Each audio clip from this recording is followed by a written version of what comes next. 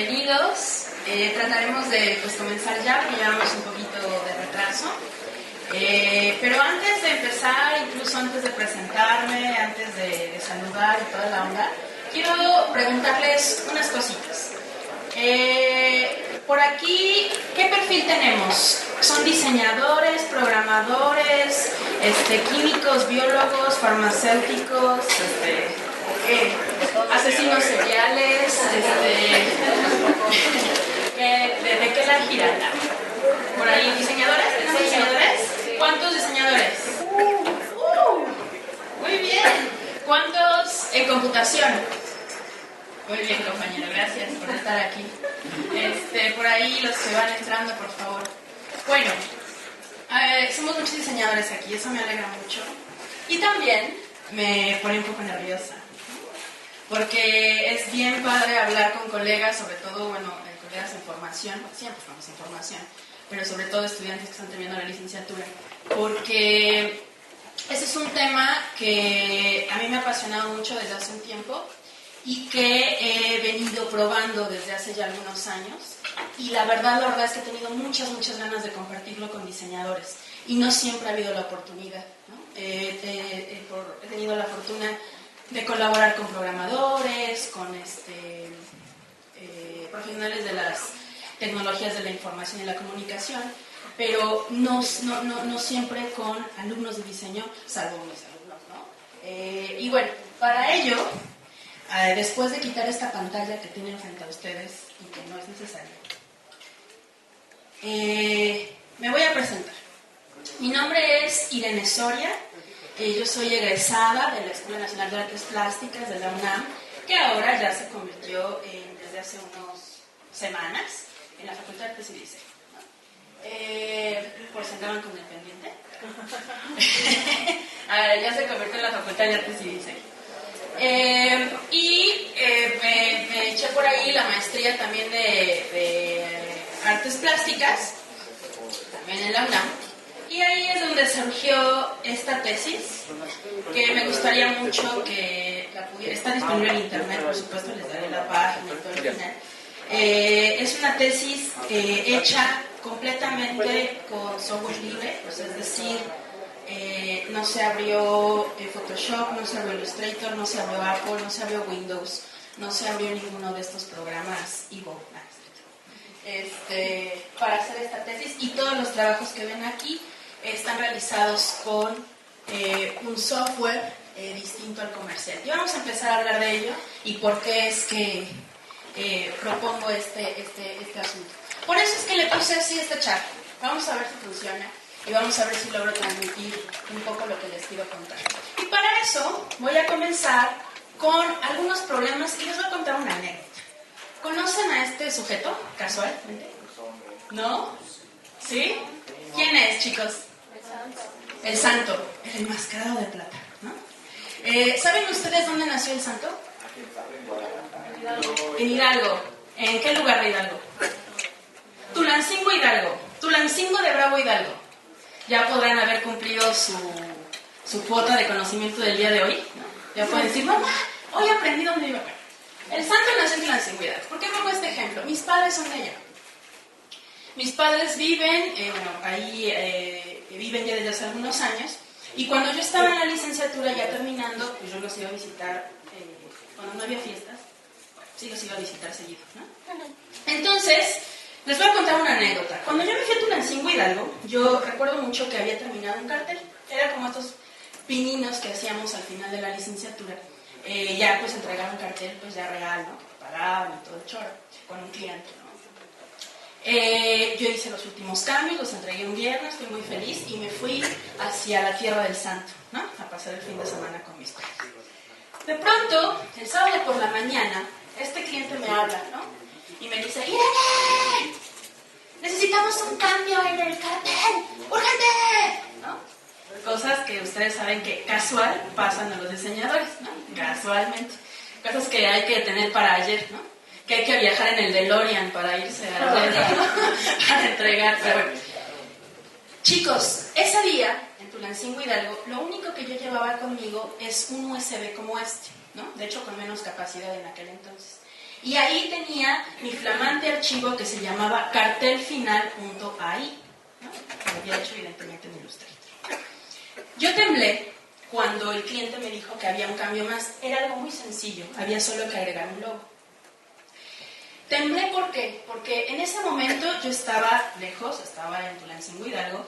Yo era estudiante en esa época, no tenía computadora personal, ¿no? Yo tenía una computadora armada en mi casa y no tenía una portátil, evidentemente, ¿no? Y lo único que tenía era mi archivo para poder acceder a él en este USB.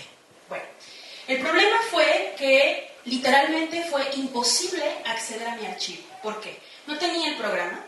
Cuando fui a las cafés internet de aquella época, les estoy hablando que ya pasaron algunos años, ¿no? Los cafés internet en esa época todavía se conectaban a la usanza de... ¿Se acuerdan? ¿Cómo se conectaba a la internet? Así, un poquito lento, ¿no? Que tenías que esperar ahí a que bajara la imagen poco a poco. Bueno, de ese estilo. Además de que no tenían instalado, bueno, apenas si tenían WordPad instalado, ¿no? Que era esta aplicación que ni a Word llegaba, ¿no? O sea, solamente para hacer textito plano. Evidentemente yo no podía abrir eso con esto, como no podía abrir mi archivo, mi obra, bien o mala, buena o mala, no podía acceder a ella, ¿no? Tampoco pude ir a ninguna plaza de la computación en aquel lugar, ¿no? Porque yo no conocía ningún lugar donde vendieran copias no autorizadas, ¿no? Yo soy de la idea que no tenemos que llamarle piratería porque los piratas solo están en los barcos. Les llamaremos copias no autorizadas.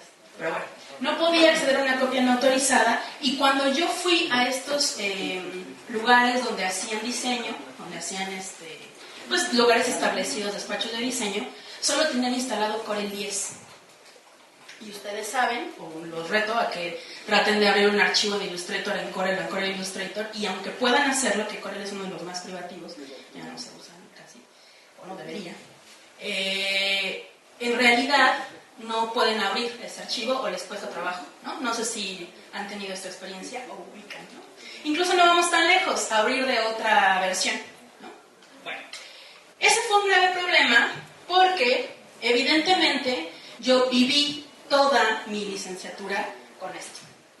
Tenía yo mi pila de discos, porque bueno, yo usaba en ese momento, usaba Windows, y tenía que formatear mi computadora cada tanto porque se trababa y se ponía súper turulata patuleca, ¿no? Entonces tenía que volver a instalar todos los archivos y esperarme ahí, ¿no?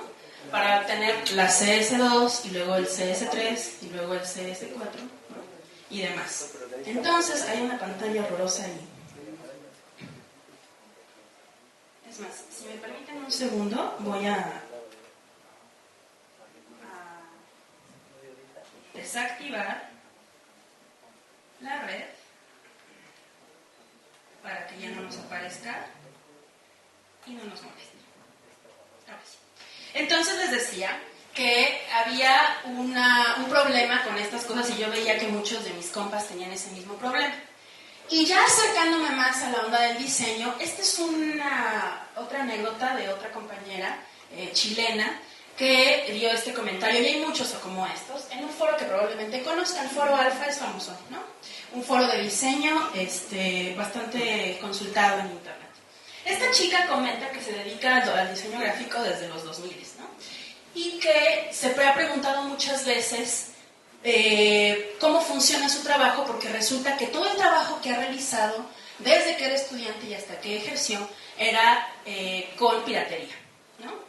Con software no autorizado, con copias no autorizadas, ¿no? A ella le inquieta mucho porque se da cuenta que entonces resulta que su profesión está hasta cierto punto inmerso en cierta ilegalidad, porque resulta que el programa que están usando no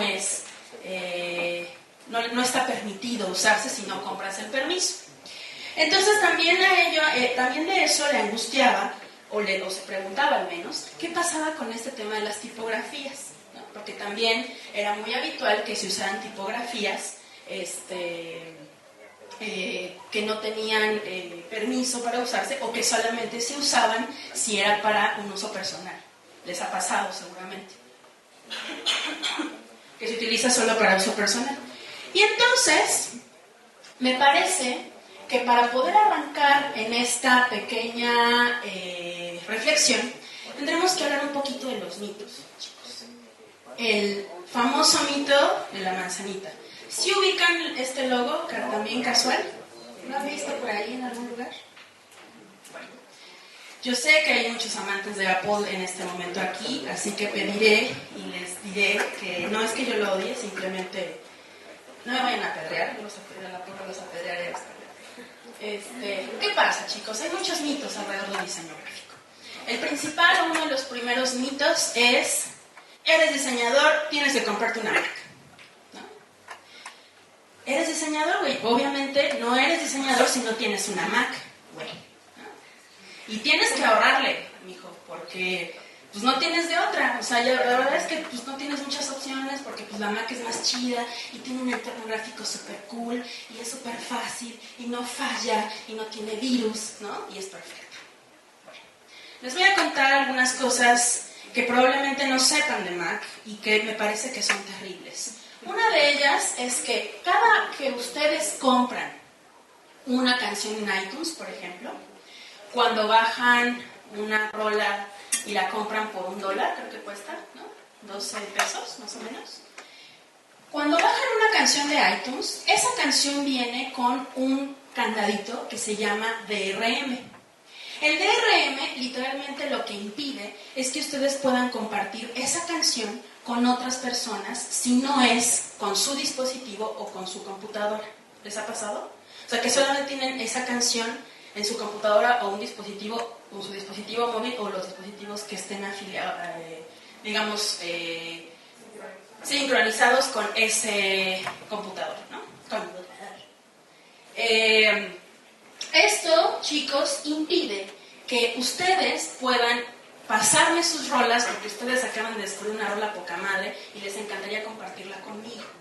No lo pueden hacer, no me pueden compartir su rola. Es más, no pueden armarme un USB como lo hacíamos, bueno, no sé si todavía se haga en estos tiempos, pero en mis tiempos quemábamos un CD, ¿no? Y se lo regalábamos a que te gustaba, a ver si entendía que te lo querías obligar. Bueno, luego no entendían, pero el punto es que armabas tu CD, ¿no? Pues para compartírselo, ¿no? Para los que somos melómanos, de pronto está padre compartirte un disco y rolas a tu compa, a tu amigo, a tu amiga, ¿no? Incluso hacíamos eso habitualmente. Bueno, Mac, Apple y su líder, que ahora ya no vive, Steve Jobs, dice que eso no se puede hacer porque estamos infringiendo derechos y que estamos fomentando la piratería. Bueno, el problema es que eso también impide el libre flujo de cultura. Yo no puedo pasarle a mis hijos, si algún día los tengo, espero que falte un poco, pero si algún día tengo hijos, yo no puedo dejarles mi legado de canciones, así como mi abuelo me dejó sus acetatos y como me dejó sus discos preciosos y sus cassettes y sus CDs de tango, ¿no?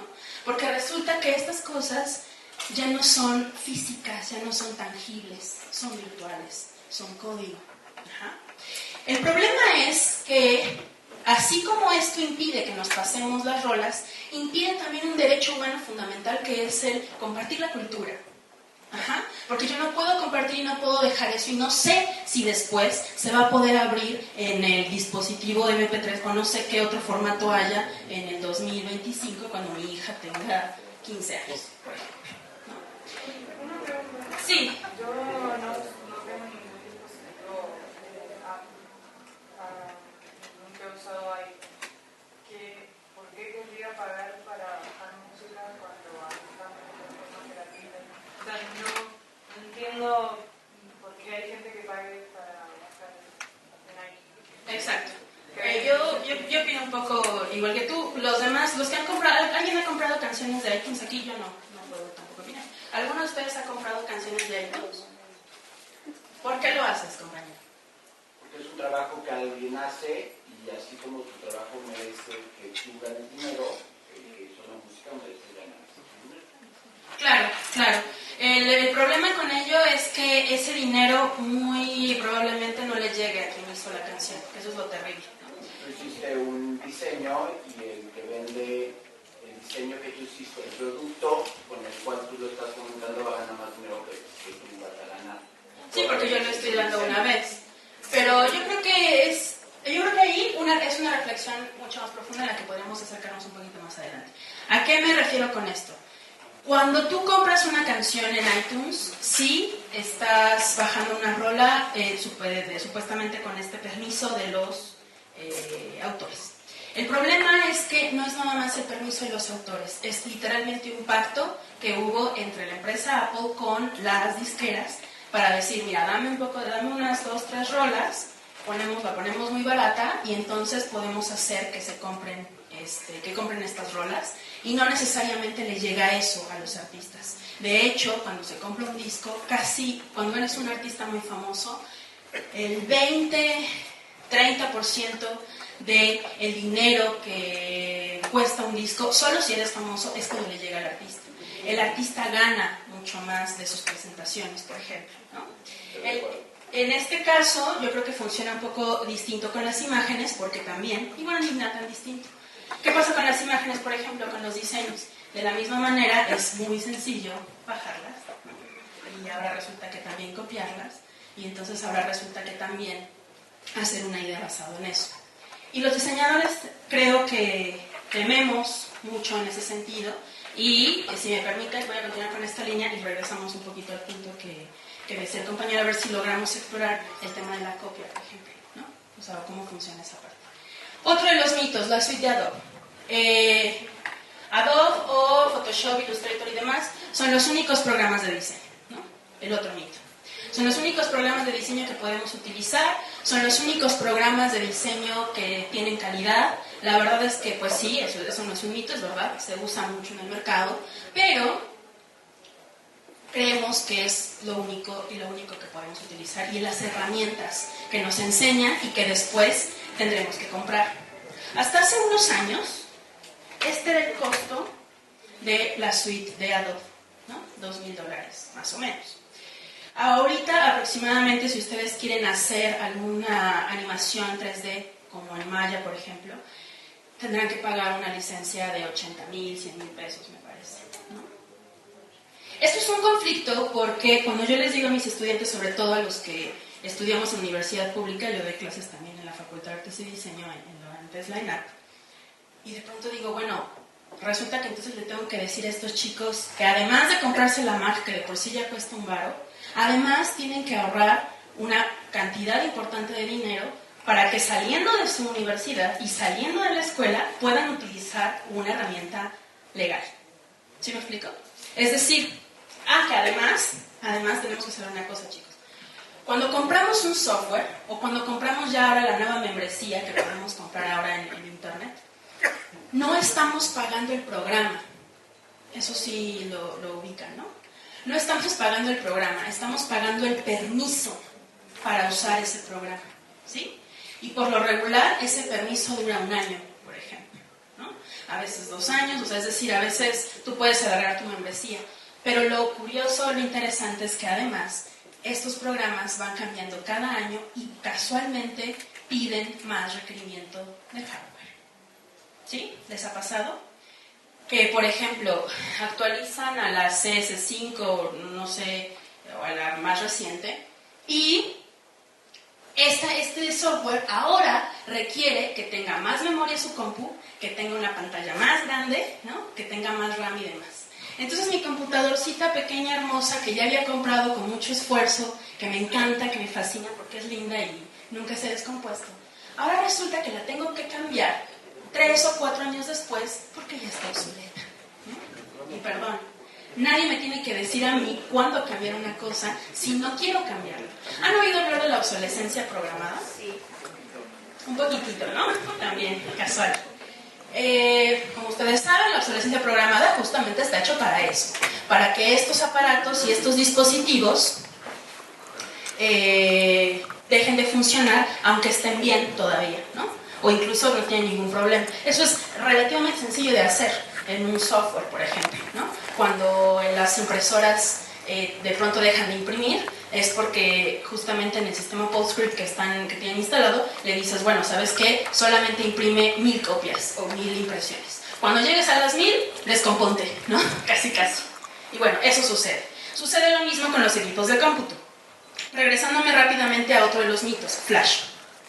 Cuando yo estaba en la universidad, prácticamente era casi que obligatorio aprender Flash, ¿no? ¿Se acuerdan que en los 90 había páginas, o pulularon así, páginas hechas en Flash, que eran pesadísimas, súper monas, ¿no? Pero, ¿no? Así, hacían un chorro de cosas, pero eran muy pesadas, ¿sí? Es que me gusta hacer ruiditos, como tengo un micrófono cerca. Entonces, el Flash. Literalmente era algo obligado que el mercado nos obligó a usar, ¿no? Flash ahora prácticamente está obsoleto. Hacer una página en Flash ahorita sería hacernos el harakiri. ¿Están de acuerdo? ¿Por qué me refiero a un obsoleto? Voy a explicarlo rápidamente. Flash, además de ser software privativo, si alguno de ustedes recuerda o tiene en la mente o ha hecho algún interactivo en Flash o una página en Flash, sabrá que yo no puedo copiar ese texto. O sea, es decir, no puedo seleccionar, copiar y pegar. De la misma manera, un algoritmo como el algoritmo de Google, que fue antes de Altavista, no puede relacionar palabras que hay dentro de esa página, ¿sí? Es decir, no puede relacionar que el diseñador gráfico fulano de tal tiene tales estudios o tiene tales cosas, ¿sí? Cosa que hace muy bien Facebook, por ejemplo, ¿no? Que además nos espía, pero bueno, eso obviamente llegamos ahí. ¿Qué pasó con Flash? Flash resultó ser una gran caja hermosa, súper mona, cubierta, pero con un gran candado, que no se podía ver, que no se podía abrir y que además era pesado. ¿Qué pasó? Apple cuando sacó o Steve Jobs además cuando sacó estas tablets, evidentemente pues uno de los puntos era que pudiera eventualmente tener ese soporte. Steve Jobs habla con Adobe y les dice, oigan, ¿saben qué? Pásenme su código de Flash para que nosotros podamos hacer la forma de optimizar o podamos agregarlo al iPad, ¿no? Y evidentemente los de Adobe dijeron, no, nuestro software y nuestro código no está abierto para que nadie lo vea, ni tú, ¿no? Y él dijo, bueno, me vale madres, entonces, ay, creo que me están grabando. No me importa, ¿no? Entonces que no vaya con Flash. Y iPad no puede ver Flash. Y muchas páginas ahora ya, los que hicieron en Flash tienen que renovarse HTML5, por ejemplo. Esto es lo que les decía de los mitos, aparte del dinero, que a mí me parece terrible, me parece absurdo que un alumno recién egresado tenga que pagar $2,000, por ejemplo, para tener una suite completa de un programa, que además es el permiso. Es como si yo le dijera al carpintero que use este martillo, imagínense que esto es un martillo, que use este martillo, que lo use para construir un montón de cosas, pero que me pague el permiso para usar este martillo, ¿no? Es decir, el carpintero, cuando toma su martillo con el que fabrica un montón de cosas, puede decidir qué hacer con ese martillo, ¿sí? Puede regalárselo a su hijo, heredárselo a su otro hijo, puede colorearlo, puede pintarlo si quiere, puede... Es más, como sabe cómo está hecho, podría construir un nuevo martillo a sus necesidades, por ejemplo, ¿no? Nosotros diseñadores no podemos hacer eso.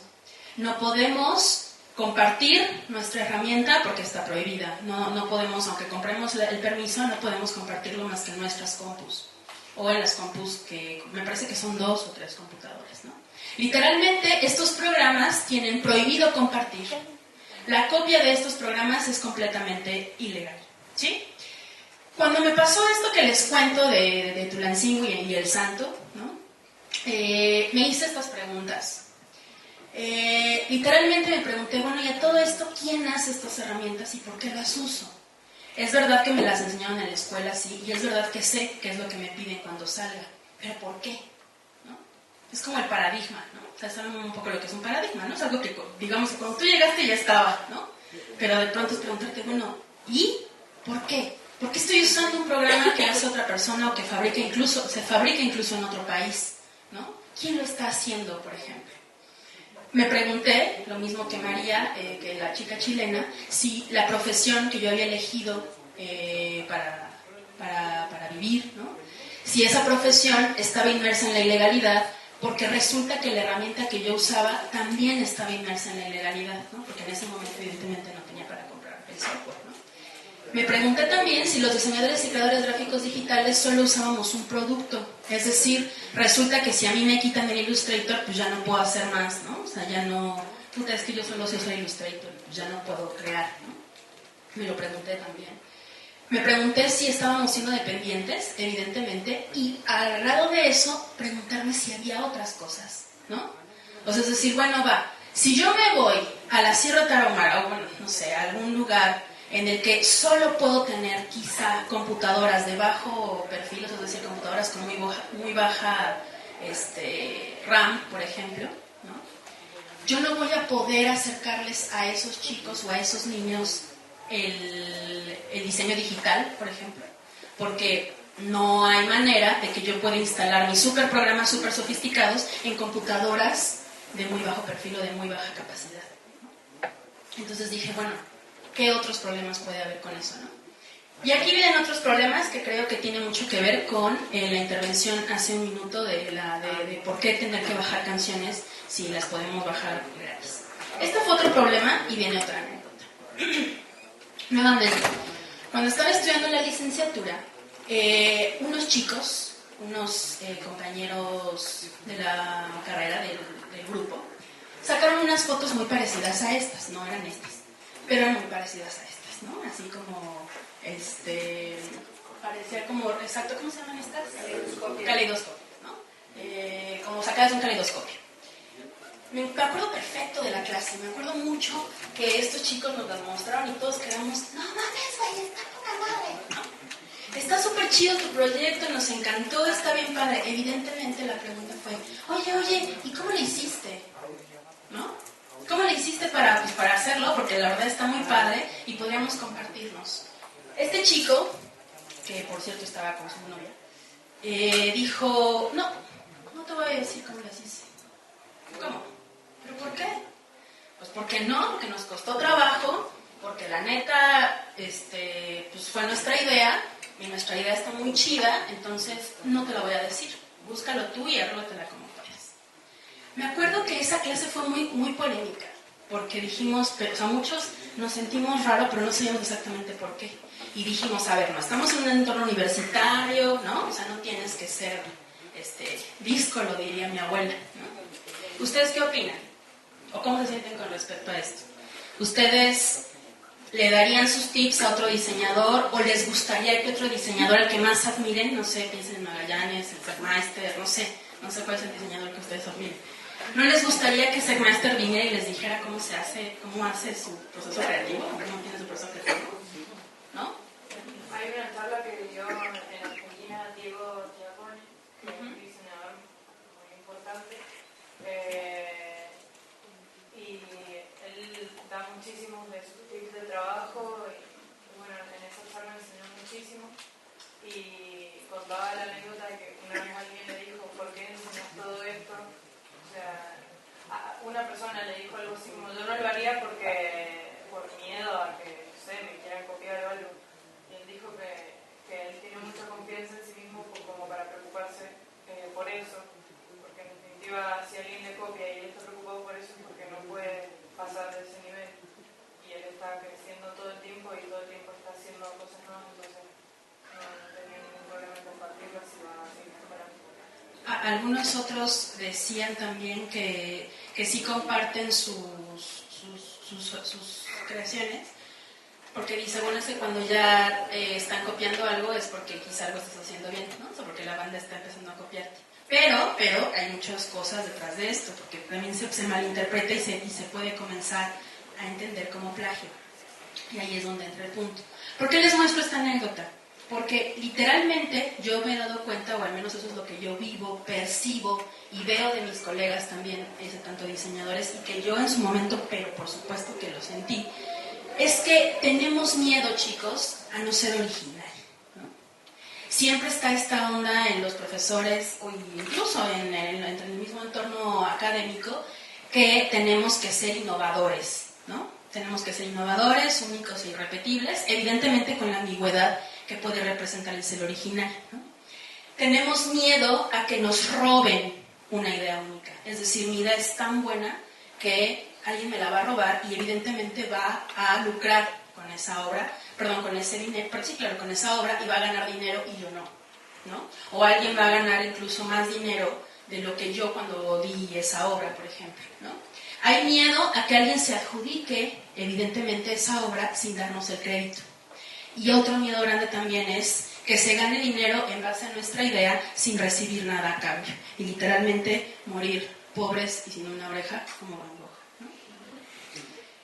Yo creo, o es un poco el planteamiento que vengo a comentarles y obviamente esperamos que haya como retroalimentación y enriquezcamos esta cuestión, es que si como diseñadores nos enseñan a usar una herramienta que de entrada no podemos compartir y que adquirimos de manera ilegal porque tenemos que ir a la plaza de la computación o tenemos que bajar el crack o tenemos que meternos a un torrent para bajarlo de manera que técnicamente para la empresa no está, para la empresa que lo fabrica no está permitida, entonces no debe sorprendernos que algunos diseñadores no quieran compartir tampoco su trabajo, ¿no? O sea, que tampoco, que les da miedito, les puede dar escozor de pronto compartir sus tips, ¿no? Si creemos que la copia está mal, pues les llamamos piratas, porque entonces no es el original, ¿no? No es difícil entender por qué nos da tanto miedo decir que nosotros también copiamos. Retomando esto, ahorita voy a acercarme a este ejemplo. Tenemos de entrada dos problemas. Ahorita vamos a ver la propuesta. De entrada tenemos dos problemas. Primero, ejercemos como diseñadores con herramientas que no son legales, ¿no? Tenemos un problema, una herramienta que usamos para ejercer nuestra profesión. Y otro problema, una forma de pensar que probablemente, lo estoy poniendo como una posibilidad, probablemente esté haciendo que en lugar de que nuestra obra fluya libremente por internet, por ejemplo, el miedo a que nos copien nos hace no compartirla en internet o nos hace no compartirlo al resto de nuestra comunidad. Les voy a poner un ejemplo. Yo tenía un compañero que... Bueno, es que hay dos ejemplos de fotografía sobre todo que he documentado. Un compañero me decía, yo veía sus fotos y me parecía que eran bastante buenas. Y yo le decía, güey, sube tu galería Flickr, ¿no? O sea, la verdad eres muy bueno. O sea, súbelo y pues que la banda vea tu trabajo.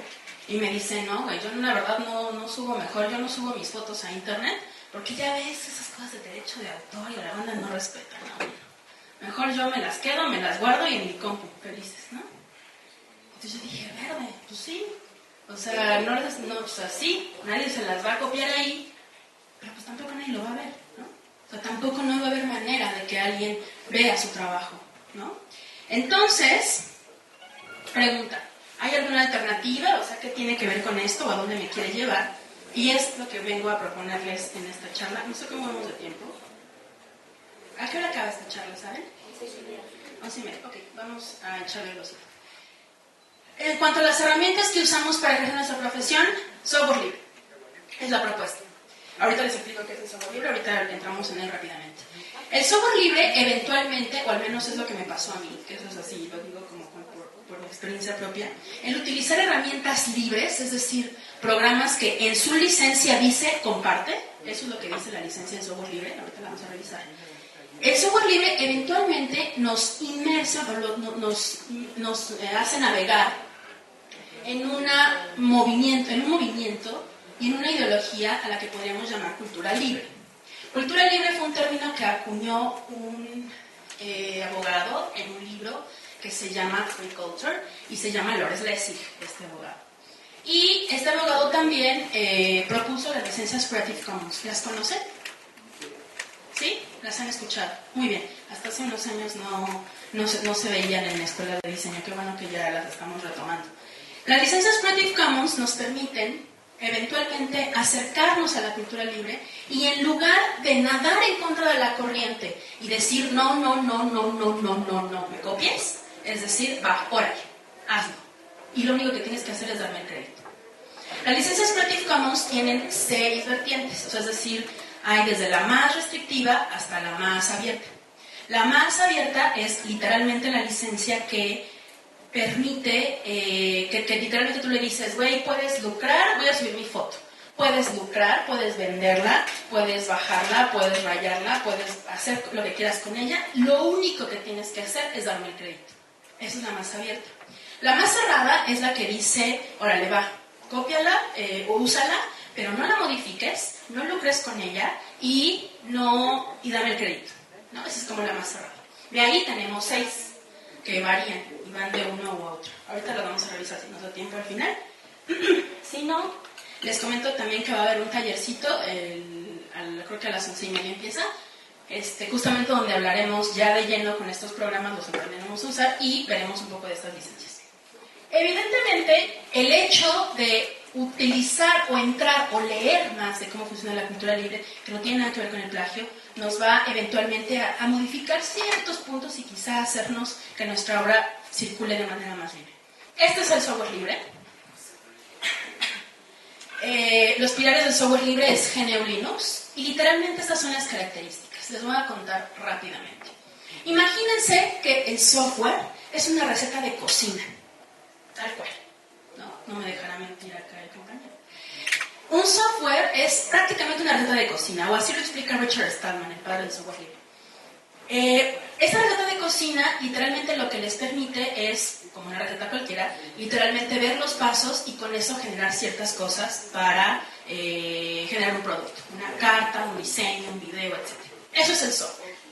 En el caso del software libre, esa receta está abierta. Ese es su gran chiste.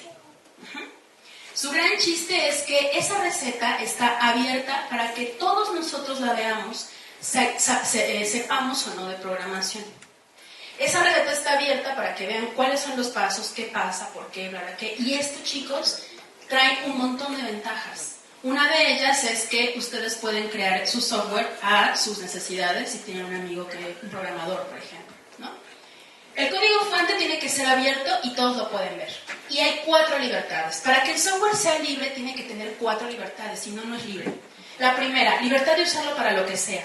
Pueden construir, destruir el mundo, hacer un video súper chingón o hacer un video no tan chido. Ajá. Yo debo de dejar de decirme las palabras, están grabadas. Bueno, libertad de estudiar el programa. Tienen la libertad de estudiar el programa, de estudiar, de ver cómo funciona y literalmente ver cómo fue hecho. Así como ustedes pueden ver la receta de su mamá de pastel de chocolate y ponerle, en lugar de chocolate, ponerle fresa o ponerle nuez. O si hay veganos, pues no ponerle huevo, sino sustituto de huevo, por ejemplo. La libertad de distribuir copias del programa, ayudar a otros. Es decir, yo en este momento, que es lo que traigo ahora, puedo pasarles un USB con programas completamente libres y completamente legales para que ustedes hagan videos, animaciones, sin que eso represente ningún problema legal.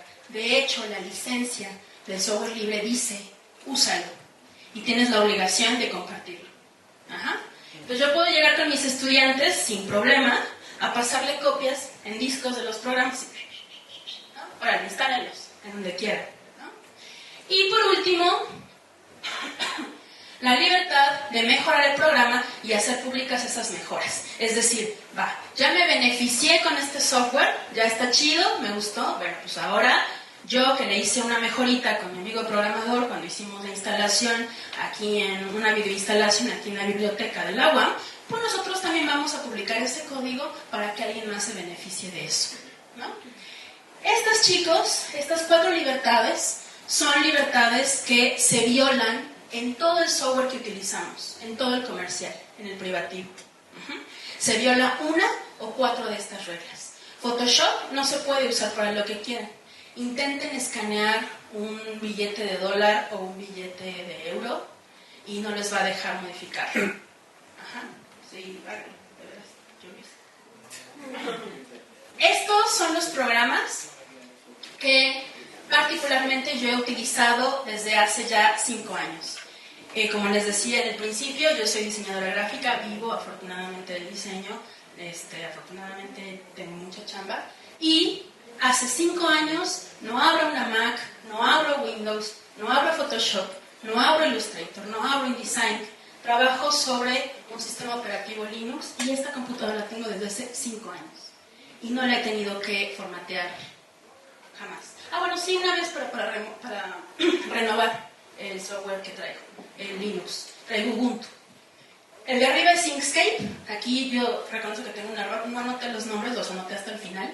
El de arriba es Inkscape, es el que podemos utilizar como homólogo de Illustrator.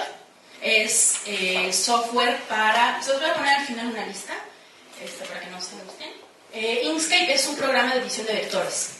GIMP es un programa de edición de mapa de bits. Y Scribus es un programa de desktop publishing, publicación de escritorio para maquetación editorial, que es con el que hice esta tesis, que evidentemente está disponible para que la hojen y también está disponible en internet. Estos son algunos de los primeros trabajos que hice con estos programas, íntegramente. Que fue uno de los carteles, híjole, yo creo que lo voy a pasar rápido porque ya me siento así como diseñadores observando. Y tenemos ahí, bueno, estuvo en Paragus, fue elegido para promocionar ahí unas cuestiones. La Orquesta Filarmónica también ya se volvió a hacer la página, se renovó completamente, ya es otro diseño ahora, pero también se hizo íntegramente con software libre. Estas campañas que también se hicieron para la Red por los Derechos de la Infancia fueron hechos íntegramente con software libre. Y el software libre no es nada más una herramienta, que es justamente la siguiente parte que quisiera comentar. No nada más, chicos, es el hecho de utilizar un...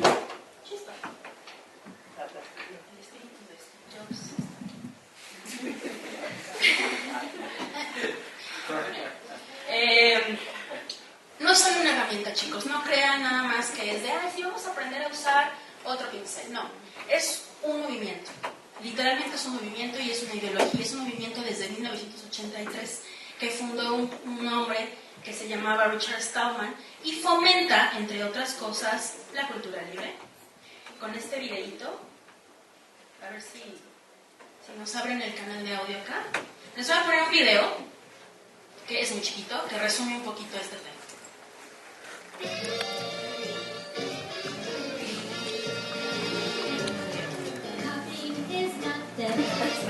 Stealing a thing leaves one that's left. Copying it makes one thing more. That's what copying's for. Copying is not theft. If I copy yours, you copy too. One for me and one for you. That's what copies can do. If I steal your bicycle, you have to take the bus. But if I just copy it, there's one for each of us. Making more of a thing. That is what we call copying. Sharing ideas with everyone. That's why copying is fun. Nina Paley es una artista que estuvo a punto de, no de ir a la cárcel, pero sí la demandaron por haber usado una canción, no en esta, en otra animación hermosa que se llama Sita Sings the Blues, y ella utilizó una canción que tenía copyright, y como su animación fue bastante promovida y fue bastante vista en internet, pues la querían enrocar por no haber utilizado, por no haber pagado los derechos. Ella lo que decía es que esto es igual, tuvo apoyo de la comunidad, incluso algunos dimos varo como para pagar esa fianza, porque literalmente lo que ella decía es que lo único que hace en estas alturas, a este momento, el copyright, aparte de ser un nivel obsoleto, una ley obsoleta, es que no deja fluir libremente mi animación, ¿no? Porque entonces YouTube o cualquiera otra me la bloquea y no me la dejan mostrar porque no hay permiso para utilizar una canción que, por cierto, no duraba toda la animación. Lo que duraba era un fragmento muy chiquitito, ¿no? Era muy, muy chiquito el fragmento que utilizaba. Entonces, estos otros logos que también casualmente conocen, I Love New York de Milton Glaser, famosísimo diseñador también de la vieja escuela de los 70s, hizo logo para promocionar Nueva York o para promocionar el turismo de Nueva York. Y yo no sé qué opinen ustedes, pero literalmente ha tenido bastantes remixes, ¿no? A lo largo de la vida. Literalmente el I Love DF, el I Breathe, no sé qué. Y lo interesante de esto, chicos, es que aún con todos estos remixes, seguimos sabiendo que el logo de I Love New York fue hecho por Milton Glaser, ¿sí? El hecho de que la gente lo remixe y lo haga y lo use y lo reuse, no le quita la autoría a Milton Glaser. ¿Sí me explico? O sea, es decir, no hay nadie que pueda negar, e incluso todo el mundo lo puede saber, aunque no lo sepamos, si no son diseñadores, se meten a Google, se meten de manera rápida a buscar quién hizo el logo de New York y sale inmediatamente, ¿no? Si no les gustaron los anteriores, que es un homenaje a este artista tipográfico de Brooklyn, su homenaje a Milton Glaser, o estos otros, ¿no? Que también han sido remixes, estos son de unas cucharillas por ahí, ¿no? O estos otros, que literalmente, esto fue, a ver si me da tiempo, es que son muchas anécdotas, pero bueno. Son dos logotipos. Aquí esta imagen la retomé de conocida red social que no necesita promoción, pero que empieza con Fe y termina con Fe. Hay dos logos y literalmente el diseñador lo que decía es que eran idénticos, que había plagio, que poca madre, que había que quemar al otro diseñador en línea verde porque literalmente lo copió y que es terrible y que deberían de quitarle su permiso para diseñar. Y entonces yo pregunté, bueno, ¿y qué hacemos con estos entonces? ¿No? Muchos de estos ya se habían hecho antes que el anterior, es decir, el primero había sido el de Pueblos Mágicos, que se había hecho en el 2001, y este otro que se había hecho, me parece, que en el 2009, 2010. Bueno, aquí hay otros, como el de Microsoft o el de Electra, que se hicieron muchísimo antes de eso. Entonces dije, bueno, pues si vamos a tajear a estos de plagio, pues entonces a estos también. Y literalmente lo que aquí tenemos que reflexionar es que cuando nosotros vamos a hacer un diseño por primera vez, o cuando literalmente estamos tratando de encontrar una identidad gráfica, o cuando vamos literalmente a crear una imagen de la nada, además de hacer como todas nuestras investigaciones de campo y literalmente preguntarle al cliente, ver las necesidades y toda esta investigación previa, siempre hacemos un refresh a unos libros, ¿no? Me acuerdo que me decían mucho de mis maestros de licenciatura, pues es que vete a ver, ¿no? O sea, vete a ver qué ha hecho, qué hay, qué ha pasado, inspírate, ¿no? De hecho, yo sé que muchos de ustedes, o casi estoy segura, que muchos de ustedes tienen una carpeta en su compu o una carpeta física donde guardan las inspiraciones, ¿no? No mames, está poca madre este güey, ¿no? Y lo bajan, porque les gusta, porque es un diseño que les fascina y evidentemente queremos en algún momento llegar a hacer un diseño de ese nivel, ¿no? Entonces, el problema es que confundimos muchísimo la copia con el plagio. Chicos, el plagio no está chido ni aquí, ni en China, ni dentro, ni fuera de la cultura libre. El problema del plagio es cuando yo tomo en lo sustancial obras ajenas, dándolas como propias y adjudicarme la completa autoría sin que realmente lo sea, es decir, mentir. Y yo decir, este calendario, este programa lo hice yo y es mío, no me importa, yo lo hice. Eso es plagio porque es una mentira, no es verdad, yo no lo hice. Utilizamos el término robar cuando en realidad vamos a copiar algo. Es un problema de terminología, ¿no? Cuando yo te copio a ti una canción, no te estoy robando la canción, tú sigues teniendo la misma rola y yo también. ¿Sí me explico? No te estoy robando nada. Cuando dicen, es que me encantó tu comentario de Facebook, te lo voy a robar. Pues robar de dónde, ¿no? Yo sigo teniendo mi comentario y tú vas a tener el tuyo también. Teoría, esto no solamente la teoría, también hay unos ejemplos y con esto casi voy cerrando. Estos son algunos ejemplos de obras hechas con software libre y algunas apegadas al tema de la cultura libre. Esta que ven aquí abajo es una animación que se llama Big Buck Bunny. Big Buck Bunny es una de las primeras animaciones de la Blender Foundation, no la primera, de las primeras. Estos chicos liberaron todo su material, es decir, está disponible en línea no solo la película, sino que todos los archivos originales, todos los algoritmos, las moléculas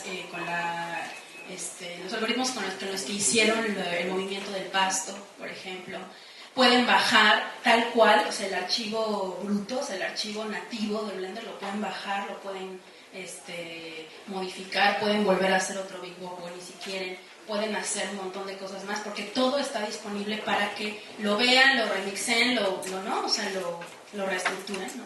Imagínense que ustedes, bueno, a mí me ponen así como como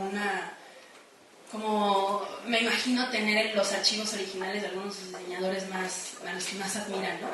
Para los estudiantes, evidentemente, para ver cómo está hecho, para aprender, es de mucho más de donde lo aprendemos. Es un diseñador tipográfico que vino también a dar una gira en el 2012. Se llama Dave Crosland. Él dio varias conferencias en varias universidades aquí y fuera del DF. Y es un chico que es diseñador tipográfico de Google y ha hecho tipografía también con software libre y fomenta el uso de tipografías libres. Este es otro ejemplo que me gusta mucho, es de un fotógrafo muy amigo mío, que es medio famoso en Flickr o en Internet. Su nickname es Eneas. Eneas, entre otras cosas, hace algo que a mí me encanta y que es una forma en la que incluso yo reto a algunos fotógrafos. Y les pregunto, es más, se los voy a preguntar a ustedes. Ustedes, seguramente como diseñadores también les late la foto, la gráfica y demás, ¿ustedes subirían sus mejores fotos a internet en la mejor resolución? Les estoy hablando de 5.000, 4.000 píxeles. En la mejor resolución, sin ninguna marca de agua y sin ningún copyright, ¿la subirían a internet? No todas. No todas. Quizás se podría armar un catálogo que ejemplifique cuál es la calidad, cuáles son las temáticas del trabajo de esa persona para que pueda difundirse, y eso siempre de alguna forma genera contactos. Entonces me darle la posibilidad al creador de difundir su trabajo y a su vez de que tenga un portfolio en donde el resto del material que pueda llegar a ser más enriquecedor que está regalando se pueda comprar, no es algo que no se haga hoy en día. De hecho es muy común. Hay diseñadores, hay tipógrafos. Uno de mis compañeros de la universidad se egresó hace, no sé, 3 años atrás, 4 años atrás. ¿Sí? Se llama Juan Pablo del Peral y su tesis tuvo mucha relación con la tipografía y Google le compró 3 tipografías para difundirlas gratuitamente. En Google Web Fonts. Sí. Y él difunde esas tipografías que le tomaron mucho trabajo hacerlas, pero en su página que se llama Huerta Tipográfica, él tiene muchísimas otras que son mucho más complejas y le va muy bien. Claro. Y logró que Google le comprara sus tipografías. Digamos que dio como una muestra, ¿no? Exacto. Dio una muestra gratis. Dio 3 muestras. Una es Alegrella, que es una tipografía con serie, y 2 más, pero no me acuerdo los nombres. Okay. Justamente esto es algo de una de las propuestas o lo que hace este chico. Sí, en realidad cuando yo pregunto esto es invariable cuando lo pregunto con diseñadores, por ejemplo, que son los que más saben de lo que cuesta toda una creación o llevar el proceso creativo de una creación, pues la mayoría dice que no. Y que no la compartirían. Eneas es un fotógrafo Creative Commons. Él sube no solamente todas sus fotos, sus mejores fotos las sube a su Flickr en una resolución de 4.000 píxeles, así literalmente saliendo de la máquina, de la cámara, la sube literalmente a Flickr y lo único que le pone es una licencia Creative Commons, que es la que están viendo aquí abajo, Creative Commons Attribution. Él con esa licencia está diciendo, güey, haz lo que quieras, bájala, cópiala, es más, véndela si quieres, lo único que necesito es que me des el crédito. A este chico le va bastante bien. A este chico lo han llamado para sacar fotos en línea Entertainment Television, ha hecho publicaciones, todas sus fotos, las de Chilango, son hechas por él. Ahorita anda en Bolivia, se fue el año pasado a Sudáfrica a sacar unas fotografías. Él es un ejemplo importante de que se puede ganar dinero dentro de la cultura libre y que no tiene absolutamente nada que ver con nada más, con regalar el trabajo. No se trata de eso. Literalmente se trata de compartir justamente algunos materiales y de eso sacar muchísimo más provecho, porque evidentemente la gente ve que por ejemplo, esta fotografía, gracias a que es libre, a que tiene solo el permiso de la atribución, fue incluida en un sistema como wallpaper para un sistema operativo libre que se llama Fedora. Entonces mucha gente en el mundo puede poner esta fotografía de Eneas de México como wallpaper. ¿Sí me explico? Y también lo han llamado de muchos otros lados y sí, es verdad, le va bastante bien. Él es un gran ejemplo porque literalmente es un mortal, ¿no? Como nosotros, es un chico incluso tiene más edad. Y literalmente él dice esto, a ver, cuando a mí me dicen que quieren que les saque fotos, pero quieren que ellos se los queden, yo no acepto eso, porque todas mis fotos tienen que ser libres. ¿Por qué? Porque es la manera en la que en Internet va a funcionar el flujo de cultura, no hay otra. Y gracias a las licencias Creative Commons, cuando ustedes buscan, que es lo que me pasa, cuando yo busco fotografías para hacer un diseño, en lugar de buscar una fotografía que no tiene permiso o que tiene una marca de agua o que literalmente no tengo el permiso del diseñador para hacerlo, por lo regular cuando busco licencias Creative, cuando busco fotografías con licencias Creative Commons, uno de los primeros que aparece es Eneas. Porque yo busco, por ejemplo, fotos del DF en un buscador, ya sea en Google o en Flickr, con licencias Creative Commons, invariablemente me sale él. Porque él tiene un montón de fotos del DF hechas y tomadas de manera libre. Incluso lo retomaron y lo utilizaron sus fotos para el cartel de la Filarmónica de la Ciudad de México, para uno de los programas de la Filarmónica de la Ciudad de México. Este es otro ejemplo, ya me voy un poco más rápido porque nos quedan 5 minutos, solo como para cerrar. Este fue otro ejemplo de una ópera que se presentó en el Festival de la Ciudad de México. Se llamaba Únicamente la Verdad, la verdadera historia de Camelia la Tejana. Medio curiosa la ópera, pero lo interesante era la resolución técnica. Lo que sucedió es que era un escenario, o sea, dan de cuenta, un escenario enorme, por supuesto, pero tenía 4 pantallas, una pantalla de aquel lado, otra pantalla de este lado y 2 pantallas en la parte de atrás. El reto era modificar y poner los videos en cada una de las pantallas en tiempo real. Es decir, cuando la soprano cantaba, ¿no? Cuando daba su nota, en ese momento tenía que entrar un circuito cerrado en aquella, en ese momento tenía que entrar una imagen acá, otra imagen acá y acá un video, por ejemplo, ¿no? Eso, chicos, se hizo con software libre. Se hizo con un programa que se llama Emplayer. Y aquí no tengo el referente, pero el tipo que lo hizo se llama José Serralde. Este chico lo que hizo, y literalmente cuando me entrevisté para la tesis, me dice, mira, yo me ahorré, o la producción se ahorró más de 100,000 pesos en licencias de software y en hardware. Por eso es que es ahí el mito. No necesitamos una supercomputadora para hacer algo así. Necesitamos conocer nuestra herramienta. Eso es lo único que necesitamos. Necesitamos conocer cómo funciona y utilizarla a nuestro favor. El problema con Apple o con Windows es que no podemos saber cómo funciona porque no podemos acceder a su código y no podemos hacer scripts para que literalmente algo funcione mejor. Entonces, ¿qué pasa con este ejemplo y muchos otros más que ha hecho este mismo chico? Este mismo chico tomó un código de otra obra que se había hecho, no de esta forma, y lo retomó y lo volvió a rehacer literalmente utilizando, eso igual sería un poco más complejo explicar, pero literalmente como si fueran piezas de Lego. Imagínense que son piezas de Lego y que va juntando una con otra, con el código, para generar un nuevo software que genere estas cosas. Se hizo con software libre, y eso me consta, se hizo con una computadorcita chiquita, con una minilab, ¿cómo se llama? Una netbook. Se hizo con esa, de hecho, una de las primeras, y lo único que tenía que hacer era llamar, ¿no? Con un bash. Acá quizá nuestro programador nos podría después explicar cómo fue exactamente. Pero literalmente lo que él me explicaba es que hizo un bash, un código, una línea de código para llamar literalmente a ese video en ese momento. Fue un video de casi 4,000 píxeles. Más de 4,000 píxeles. Y literalmente la propuesta que yo les vengo a hacer es que tenemos que enseñar estas herramientas. Si quieren, está bien, o sea, con Illustrator, Photoshop y demás, pero tenemos que enseñar también estas otras para que sepamos que hay posibilidades y para que luego los alumnos decidan qué es lo que quieren hacer, qué quieren usar y qué es lo que más va de acuerdo con su forma de pensar o qué más va de acuerdo con sus posibilidades. Estos son algunos de los ejercicios que han hecho algunos de mis alumnos íntegramente también con software libre. Los primeros pininos de ilustración, ¿no? O sea, como sus primeras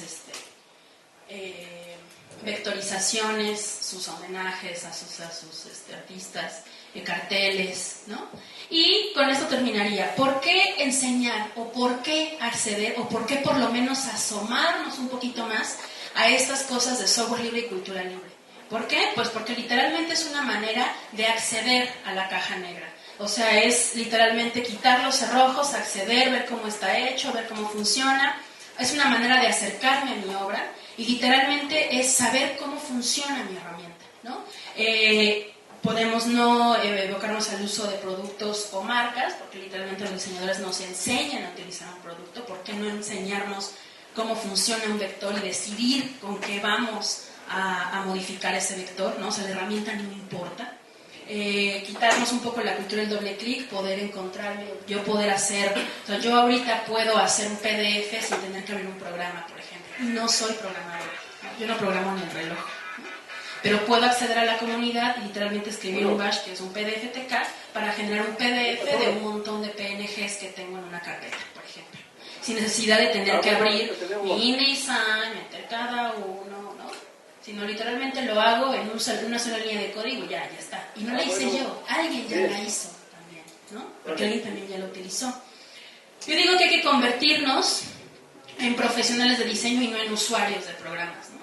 O sea, las especificaciones para encontrar un diseñador tendrían que ser en todo caso, pues sí, que sea responsable, bla, bla, bla. Pero ¿por qué a fuerzas tengo que aprender a utilizar Photoshop e Illustrator? ¿Qué tal si no me gustan? ¿Qué tal si yo súper creo, súper padre, que eso también pasa? Por ejemplo, Alejandro Magallanes hace muchas de sus creaciones, las hace solo con Fireworks 8, por ejemplo. Y Fireworks ya ni siquiera existe, ya ni siquiera se le da mantenimiento, ¿no? Es una herramienta legal, es una preservación de obra digital. Esto es muy importante y bueno, ahí un poco lo olvidé mencionar. Rápidamente, una de las personas también a las que entrevisté en Córdoba, Argentina, para la tesis, me decía, cuando yo hice mi tesis, Vida Pagola hizo la primera tesis, imagínense esto, la primera tesis en los 90 en Sudamérica, bueno, en Córdoba, Argentina, la primera tesis del entorno artístico que fue hecha completamente digital, o sea, es decir, ella propuso un interactivo y lo propuso en Director, que no sé si ustedes ubican ese programa, también ya no se usa, pero lo utilizamos muchísimo para hacer interactivos, incluso algunas páginas de internet o juegos. Ella hizo su obra digital para licenciarse, la hizo en Director. Y ella me dice, bueno, yo ya no puedo acceder a esa obra, ya no existe. ¿Por qué? Porque cada año tenía que cambiar la versión, hasta que un momento ya no lo pudo hacer más. Y esa obra, su tesis, hecha en los 90s, está completamente perdida. ¿Sí? O sea, ¿dónde está la conservación digital? ¿Sí me explico un poco por dónde va la onda? Cuando ustedes generan en Photoshop o cuando generan en Illustrator, ese archivo ahí, chicos, está encriptado, no sabemos cómo fue hecho. Si un día deja de existir Illustrator, ya no va a haber manera de que lo abramos, a menos que hagamos ingeniería inversa, y eso no es sencillo. No es sencillo porque como ese archivo está hecho con un software que solo ellos conocen, alguien que por cierto nosotros no conocemos, alguien que vive en otro país y que por cierto domina el mundo, además, ¿no? Genera una herramienta, y si ese día o ya yo muero y alguien quiere hacer una recopilación de mis obras, no va a poder saber cómo está hecho, no va a poder saber qué plugin usé, si es que usé plugin, no va a saber cuál fue la curva que yo tracé para hacer ese vector, no va a saber qué colores utilicé, porque es un software cerrado. ¿Sí me explico? Y el archivo, el .ai, es un código cerrado, un estándar de facto. Entonces no va a poder venir el historiador del 2050 a poder revisar los archivos de SiteMeister, por ejemplo, porque tendría que pedirle permiso primero a Adobe, y no sabemos si en esa época existe.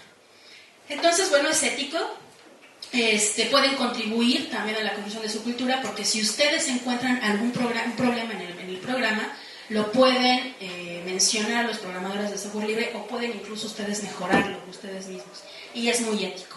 Y por último, las licencias, que yo creo que no las vamos a revisar con detenimiento, pero estos son tipos de licencia que nos pueden servir mucho como creadores, no nada más para proteger nuestra obra, sino para compartirla de manera un poco más segura. Es decir, literalmente ampararnos con algo y decir, bueno, va, órale, conoce mi trabajo, velo, te doy esta prueba gratis, pero está licenciada con Creative Commons y no con copyright. ¿Me explico? El copyright no es que esté mal, el copyright no está chido, el problema es dejarlo solo con copyright. ¿Sí me explico? Porque no están dando el permiso para que alguien más lo utilice. Y rápidamente, estos son algunos de los programas que veremos en el taller si alguno de ustedes decide quedarse. Inkscape es el programa que particularmente yo utilizo para vectores, que puede sustituir a Corel y a Illustrator. El GIMP, que es para manipulación de mapa de bits, que puede sustituir a Photoshop. Scribus para la autoedición, como InDesign o PageMaker. Y Synfig para la animación o gráficos en movimiento. Y por ejemplo Blender, que desde mi punto de vista Blender es el software libre más exitoso hasta ahora. Literalmente es uno de los que mejor han funcionado, ha tenido una evolución muy muy rápida, y eso es gracias a la comunidad. Aquí lo importante del software libre es que no hay un dueño, hay autores, que es un poco distinto, ¿no? Entonces cuando hay mucha comunidad queriendo un mejor software, el software va literalmente a dispararse, ¿no? Esto ya son algunos detalles, pero bueno. Con esto daría por terminado, creo que todavía quedaron como muchas cosas que podríamos discutir. Si alguno de ustedes está como interesado en ojear aquí hay algunos ejemplos que algunos he hecho yo y algunos de mis alumnos, y son propuestas hechas íntegramente con software libre, un poco para que vean que la calidad no depende del software, sino depende del que lo hace. Y pues la tesis, ¿no? Que también está hecho bajo un sistema Linux. Entonces, pues eso. Con eso terminaría. Espero, no sé si quieren hacer alguna pregunta o queremos comentar algo. No sé.